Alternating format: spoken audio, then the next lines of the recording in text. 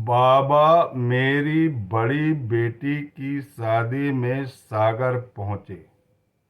इस कथा को कहने के लिए मैंने आपको वचन दिया था, इसीलिए मैं ये कथा सुनाने जा रहा हूँ। जो भी इस कथा को सुनेगा उनके इष्ट का उन पर अनुग्रह होगा, उनकी कृपा होगी, भक्ति भाव बढ़ेगा, श्रद्धा बढ़ेगी, विश्वास बढ़ेगा और विश्वास दृढ़ हो जाएगा, ध्यान प्रगाढ़ हो जाएगा और ईश्वर से उनकी अभिन्नता होने लगेगी, आत्मा अनुभव वो करेंगे। बोलिए सच्चिदानंद सदगुरु साईनाथ महाराज की जय।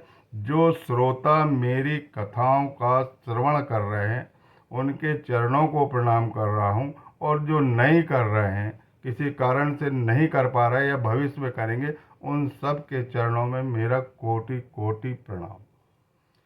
वर्ष 2007 इंदौर में मेरे बच्चे पढ़ रहे थे। पहले भी मैंने बताया कि मेरी बड़ी बिटिया जो है होलकर कॉलेज में पढ़ रही थी, छोटी बिटिया जो है वो आईआईटी की कोचिंग कर रही थी, और मेरा तीसरे नंबर का जो बेटा है वो आईआईटी की कोचिंग के साथ डमी स्कूल लेकर शिक्षण का अध्ययन कर रहा था। और चौथी बेटी जो भगवान की कृपा से मेरे ना चाहने के बाद भी मेरे घर में आई, वो अपना ऋणानुबंधन पूरा करने के लिए वो सेंट्राफिल स्कूल में पढ़ रही थी। उस समय मेरे को 12,000 रुपये तनख्वाह मिलती थी। 2006 में 6 पे कमीशन आया, लेकिन उनका एरियर नहीं बना था, फिक्सेशन नहीं हुआ था, सरकार के आदेश नहीं हुए थे। अब 2007 में 14 फरवरी को मेरे बड़े भाई की इकलौती बेटी की शादी थी। शायद उस दिन वैलेंटाइन डे था, उस दिन उसकी शादी थी। जैसे ही शादी की बात पक्की होती है तो मेरे को बच्चे लोग तंग करने लगते हैं कि हमें अच्छे कपड़े चाहिए। मैंने साईं बाबा से प्रार्थना करा कि ये बच्चे मेरे नहीं हैं, आपके हैं। वो इसलिए है कि मैंने पहली बार पुत्र मांगा था आपसे, आपने मुझे वरदान स्वरूप पुत्री दिया। फिर दूसरी बार मैंने आग्रह किया कि बाबा एक पुत्री हो गई, अब एक पुत्र दे दीजिए, फिर आपने पुत्री दिया। तीसरी बार दोनों पुत्री को लेकर मैं गया तो आपसे आग्रह किया कि अब आप तो अपनी मनमानी करते, अब आपको जो देना है वो दीजिए। तो मेरे घर में पुत्र हुआ। और चौथी बेटी वो बाबा की कृपा से आई। मैं नहीं चाहता था जब भी आई वो अपना ऋणानुबंधन पूरा करने के लिए आई हो। मैं जब बच्चे तंग करने लगे कि हमारे लिए कपड़े लो, और 14 फरवरी की शादी थी, तो हमने बाबा से बोला कि अब ये बच्चे तो आपके हैं और ये मान नहीं रहा है, और मैं प्रार्थना करूंगा तो किसके पास जाऊंगा।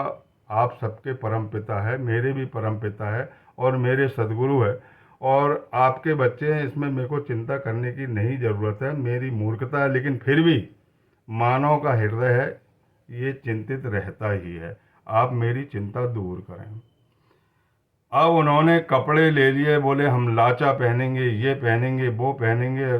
तमाम 50,000 रुपये उन्होंने खर्च कर दिए। दोनों लड़की ने लाचा ली, तीसरी लड़की मेरी समझदार थी, वो बहुत अब मेरे कहने पर छोटा मोटा कपड़ा ले ली उनने, हल्का।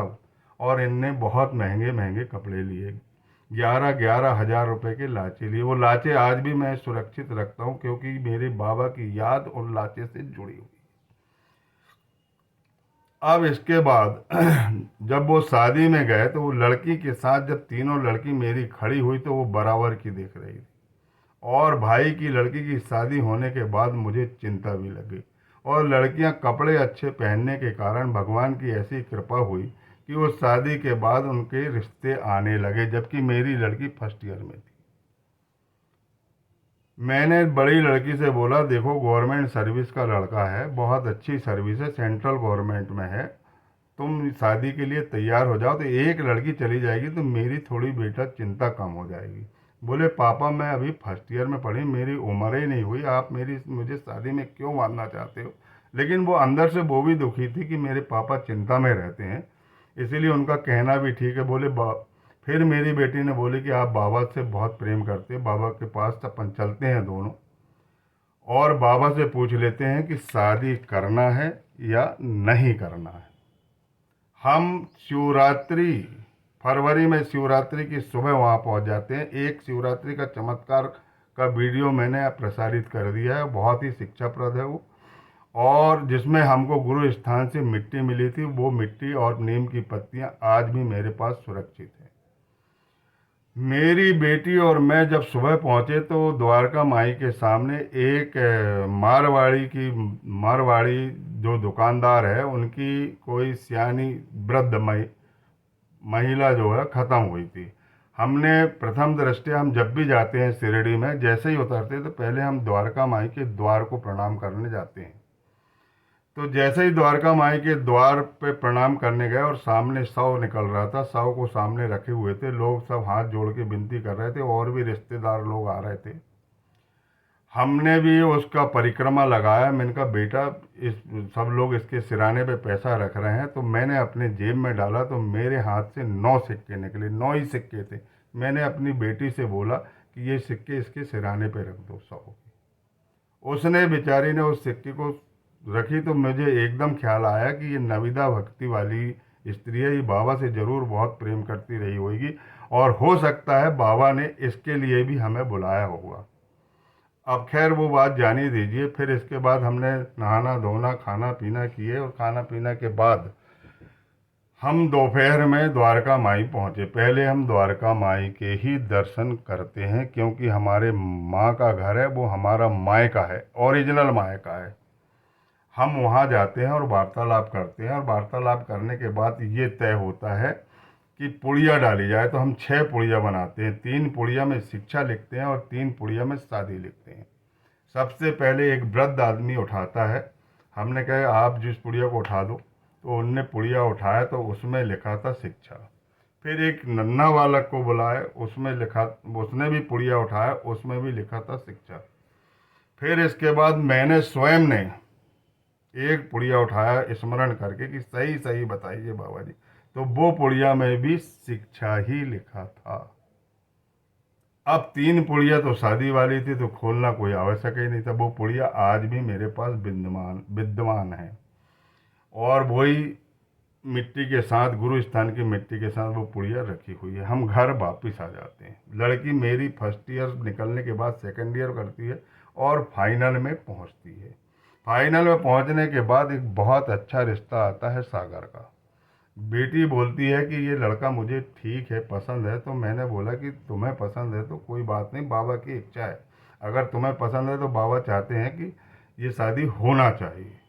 अब मैंने ये शादी तय कर दिया 27 मई 2009 में, और भोपाल में इसकी सगाई हुई। सगाई होने के बाद मैं चिंता में रहता था कि मेरे पास पैसा नहीं है, लेकिन मेरे पास एरियस मिलने वाला था मुझको 6 पे कमीशन का। तो वो एरियस मिला मुझे, और मेरे भाई ने मेरी मदद की, बड़े भाई ने, उसने पैसे दिए और घर से कुछ सोना चांदी बेच के और पैसे को एकत्रित किए, और सागर में जाके हमको शादी करना था जहाँ लड़के वाले रहते हैं। वहाँ हम गए और वहाँ पर भी हमने एक जो भवन है वो तय कर दिए, जिसका नाम था प्लाजो। और हमको एक मतलब वो नहीं मालूम था कि हम कहाँ रहेंगे करके। तो हमें 3 दिन का कार्यक्रम करना था। पहले दिन का कार्यक्रम में जो था वो जो लगुन पूजा होती है वो करना था, दूसरे दिन का घर के कार्यक्रम करना था, और तीसरे दिन वहाँ जाना था। तो हम 28 नवंबर को निकल गए। 1 दिसंबर की शादी थी। नवंबर को निकलने के बाद हमने एक गाड़ी कर लिया था। वो गाड़ी वाला ड्राइवर भी इतना अच्छा था, वो घर जैसा काम करने वाला मिल गया। हमने घर ही से दाल वगैरह बहुत सी जितनी सामग्री बन सकती थी हमने उस गाड़ी पर केबिन में लाद लिया और चले गए। जाने के बाद हम जब सागर में पहुंचे तो हमारी गाड़ी वहाँ खड़ी हुई जहाँ एक सिद्ध मुस्लिम संत हैं, जिनका नाम है हजरत सैयद दाऊद मक्की चिश्ती सावरी रहमत उल्ला अल है, जहाँ मिट जाती है सारी कला है। संत एक ही दिशा में काम करते हैं। मैंने वहीं प्रार्थना कर लिया कि प्रभु, आप जिस दिन मेरे बच्ची की शादी रहेगी, खाना बनेगा और उस दिन मैं आपको भोग लगाने जरूर आऊँगा। मैंने वचन तो दे दिया था लेकिन पहुंच नहीं पाया। फिर इसके बाद हमको हमको एक रिश्तेदार का पता लगा। वो हमारे रिश्तेदार थे, दूर के रिश्ते में बड़े भाई लगते हैं वो, उनकी बिटिया सागर में है। उनका बेटा मकान अकान दिलवाओ। हमने सोचे थे कि कोई लाज आज का कमरा लेंगे, ले, लेकिन उस बिटिया ने, जिसका नाम रिंकी था, उसने बहुत मदद करी हमारी। हमें एक भवन उन्हीं के बाजू में है जो खाली हुआ था, वो मकान उनने बोल दी कि ये मकान की बात कर लो, कितना पैसा देना है लेना है बात कर लो। मकान वाले से बात किया तो उस मकान में बालाजी पैलेस लिखा था। मुझे तत्काल हो गई कि बालाजी और सदगुरु साईनाथ महाराज में कोई भिन्नता नहीं है, ये साईं की व्यवस्था है। अब हमने उस पैलेस को ले लिया और उसने, लड़के ने भी ये बोला कि जो आपकी इच्छा होगी वो दे दीजिए। तो हमने सोचे थे कि 3 दिन का 5,000 रुपये इनको दे देंगे, लेकिन वो बाद में उसने वो राशि भी नहीं लिया। बोले मैं नहीं लेता। क्या पता साईं बाबा ने कैसी प्रेरणा दी, उनने एक पैसे नहीं लिया भाई साहब हमसे। वहाँ पर हमने लगन पूजा की, वहीं से दूसरे दिन के कार्यक्रम करे। जिस दिन शादी थी, जिस दिन भवन में जाना था, उस दिन हमने बाबा को तो बगैर निमंत्रण, सबसे पहला निमंत्रण हमारे सदगुरु को जाता है, द्वारका माई को जाता है। और बाबा ने अपने साईं चरित में वचन दिया है, जो मुझे बुलाता है मैं उसके यहाँ अवश्य किसी न किसी रूप में पहुँचता हूँ।